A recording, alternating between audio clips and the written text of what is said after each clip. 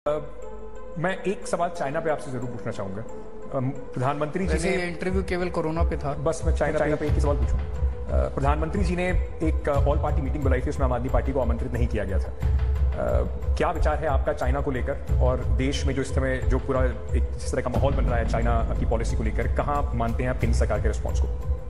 मैंने आप ही का प्रोग्राम था या आपके चैनल पे मैंने एक प्रोग्राम दो तीन प्रोग्राम देखे हैं जिसमें आप लोग बहुत विस्तार से बताते हैं कि कहाँ किस किस पॉइंट पे चाइना ने भारत के अंदर घुस के हमारी टेरिटरी पे कब्जा कर लिया है।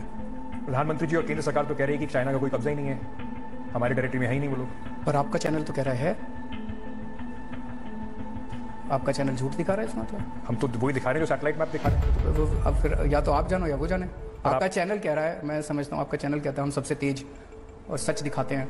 इस सीएए पर आप किस तरफ खड़े हैं? वहां तो आपने विरोध किया संसद में, लेकिन आप किस तरफ खड़े हैं? ये क्या है ये सीएबी? कानून आपने विरोध किया जिसमें पड़ोसी देशों से जो शरणार्थी जो वहां धार्मिक वजहों से प्रताड़ित हैं उनको नागरिकता का रास्ता खुलेगा। इसमें कौन से देश? पाकिस्तान है, बांग्लादेश है, अफगानिस्तान है। वहां से किस किस को कह रहे हैं आएंगे लोग? धार्मिक रूप से जो प्रताड़ित हैं। कौन से धर्म के? वहां पे तो देश के मेजॉरिटी धर्म तो इस्लाम है, तो बाकी जो धर्म है, हिंदू हैं, बौद्ध हैं, क्रिश्चियन हैं, उनको बुला रहे हैं जी। बांग्लादेश, पाकिस्तान और अफगानिस्तान में लगभग 3 करोड़ से 4 करोड़ नॉन मुस्लिम्स रहते हैं। इनमें से अगर आधे भी हमारे देश में आ गए, इनको नौकरी कौन देगा? इनको कहां बसाओगे? इनको घर कहां से दोगे? इनको दिल्ली में बसाओगे, इनको बंबई में बसाओगे, इनको गुजरात में बसाओगे, इनको आसाम में बसाओगे, इनको त्रिपुरा में बसाओगे? कहां बसाओगे? इतने थोड़ी आज हमारे देश में हमारे बच्चों को नौकरी नहीं मिल रही, चारों तरफ बेरोजगारी का माहौल है। हमारा पहला मकसद तो अपने बच्चों को नौकरी देना होना चाहिए। हम उनको नौकरी देने की बात कर रहे हैं, पाकिस्तानियों को और अफगानिस्तानियों को और बांग्लादेशियों को नौकरी देने की चिंता कर रहे हैं। अपने बच्चों को तो नौकरी देने पहले। दूसरा, मैं आपसे प्रश्न पूछना चाहता हूं, वहां से जो लोग आएंगे उनके पास डॉक्यूमेंट्स नहीं होंगे, तो वो डॉक्यूमेंट्स कौन बनाएगा? उनको कैसे होगा? उसी का तो रास्ता खुलेगा इस बिल से। और इतने सारे नहीं आएंगे जितने आप कह रहे हैं। भारत सरकार देगी उनको डॉक्यूमेंट्स, ऐसा आप बता रहे हैं। तो जो पाकिस्तान से और बांग्लादेश से आएंगे उनके लिए भारत सरकार डॉक्यूमेंट बनाएगी। और हमारे देश में एनआरसी होगा। एनआरसी में जिसके डॉक्यूमेंट्स नहीं होंगे उसका क्या होगा? वो एनआरसी से बाहर होंगे, वो देश से बाहर होंगे। तो जो पाकिस्तान से आएंगे उनके डॉक्यूमेंट्स भारत सरकार बनाएगी, जो और अपने देश के लोगों के पास डॉक्यूमेंट्स नहीं होंगे उनको देश से बाहर निकालेंगे। यही है। मैं समझना चाह रहा हूं, मैं भी अभी तक समझा नहीं हूं ये कानून है क्या चीज।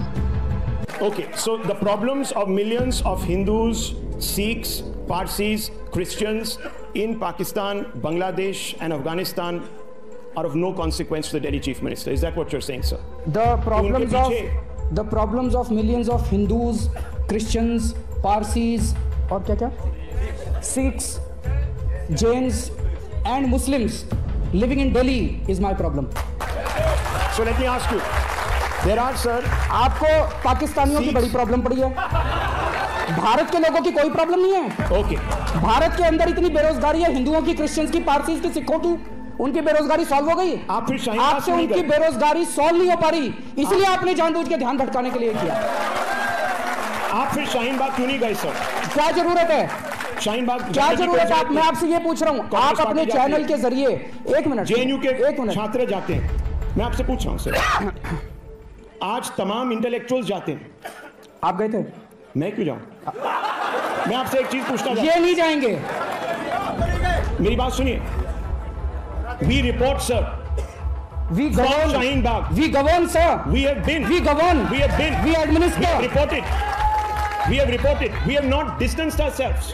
We are amongst Shaheen Bagh. We have not distanced ourselves. Even sent one we have not distanced ourselves. हमने स्कूल चलाए, हमने अस्पताल चलाए, हमने सड़कें बनवाई, हमने सीसीटीवी कैमरे लगवाए, हमने उन्होंने देश के अंदर बवाल मचाया है, शाहीन बाग नहीं, उन्होंने पूरे देश के अंदर जो बवाल खड़ा किया है वो इसलिए खड़ा किया कि उनसे बेरोजगारी नहीं संभल रही। पर शाहीन बाग उनके देश के अंदर जो अर्थव्यवस्था का बुरा हाल है इनकी हिम्मत नहीं है अर्थव्यवस्था के ऊपर बात करने की, इनकी हिम्मत नहीं है बेरोजगारी पे बात करने की। वो लोग इतने पावरफुल हैं, इनका चैनल बंद करा देंगे।